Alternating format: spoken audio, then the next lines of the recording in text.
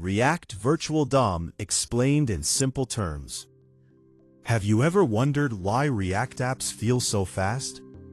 The secret is something called the virtual DOM. First, let's understand the DOM. DOM stands for Document Object Model. It's basically the structure of a web page that the browser uses.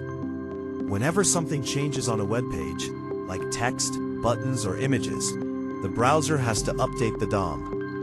But directly updating the real DOM is expensive and can slow down applications. That's where React's virtual DOM comes in. The virtual DOM is a lightweight copy of the real DOM. When your app state changes, React first updates the virtual DOM instead of touching the real DOM immediately. Then React compares the updated virtual DOM with the previous version. This process is called diffing. After finding exactly what changed, React updates only those specific parts in the real DOM. Instead of reloading the whole page, React changes only what's necessary. That's why React applications are fast and efficient. In simple terms, virtual DOM equals smarter and faster UI updates.